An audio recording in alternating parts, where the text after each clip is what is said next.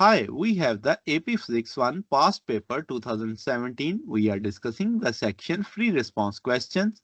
We have the question number 3 that carry the 12 points. The left end of the rod of length D and the rotational inertia I is attached to the frictionless surface by the frictionless pivot as shown in the above. As there is a pivot, there is a rod of the length D and the rotational inertia is I. The point C is marked at the center of the midpoint of the rod. Rod is initially motionless but is free to rotate about the pivot. A student will slide a disk of mass m toward the rod with the velocity v0 perpendicular to the rod. The disk will stick the rod at the distance x. From here, we have showing the x distance. The student wants the rod disk system to end up with much angular speed as possible.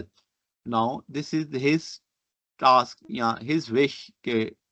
Angular speed would be maximum. Now the question is, suppose the rod is much massive as the disk. To give the rod as much as angular speed as possible, the student should disk hit the rod to the left of the point C, to the point C, or to the right point of the C. We have to discuss the location where the disk should be hit. Okay. The answer is to the right of C as far as from the pivot as possible. Now reason explanation why this point. The rod is much more massive than the stick. Stick mass doesn't significantly affect the system rotational inertia. Okay. The disk main effect is transferring angular momentum. The angular momentum is imparted to the system depend upon the distance from the pivot where the distance hit. The further the point hit, greater the lever arm, greater the torque it will apply.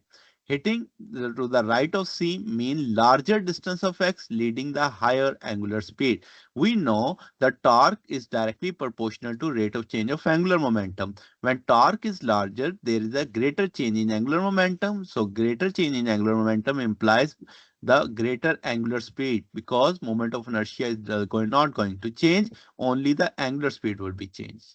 Okay. Now, on the internet, a student finds the following equation for the post-Coulombian angular speed omega of the rod in situation. Omega is equal to m disk x v naught over I.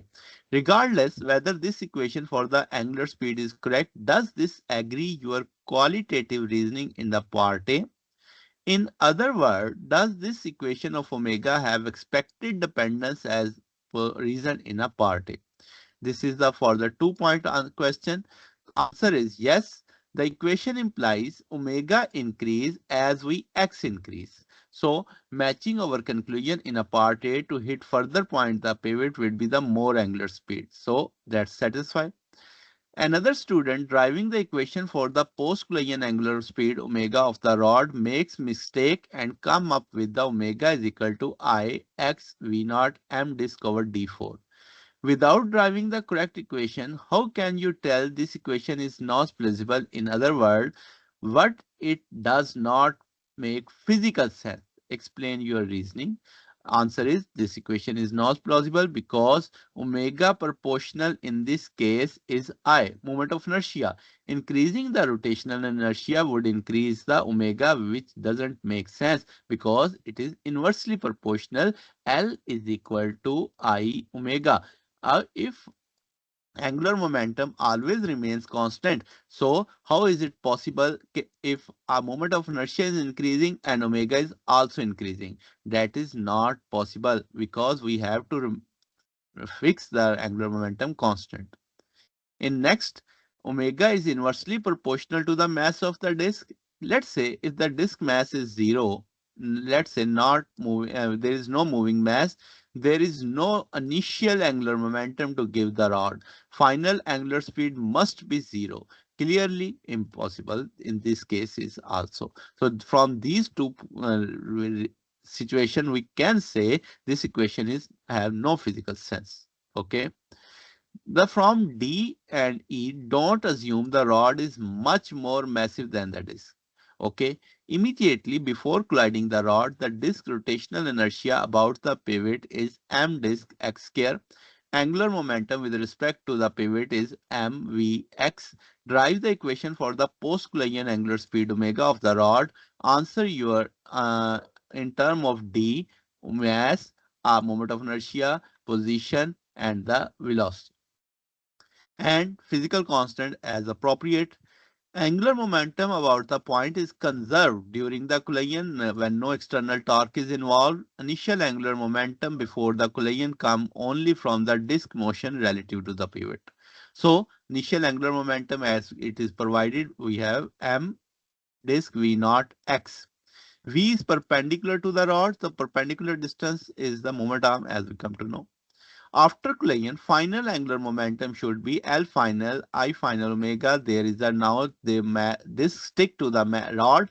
The total moment of inertia is here. I rod is equal to m disk x square. Because angular momentum is have the conservation, so an initial angular momentum should be equal to final. We place both value equal. Now omega is equal to m disk v naught x square I rod plus m disk x square. So that's the equation for this case. Consider the collision for which your equation in part D was derived. Expect now suppose the disk bounces back off the rod instead of sticking the rod. Is post-collision angular speed of the rod when the disk bounces off greater than, less than, or equal than post-collision angular speed when the disk stick off? We have to compare the both cases when the disk bounce off or disk stick off.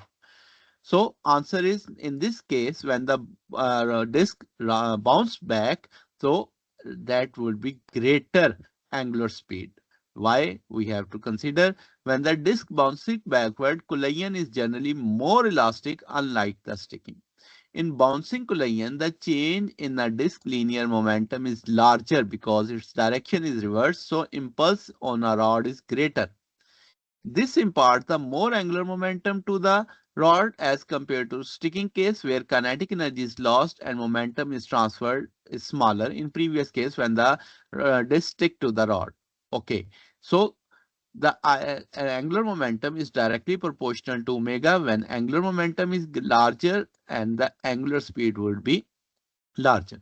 So final angular speed of the rod would be greater when the disc bounces off.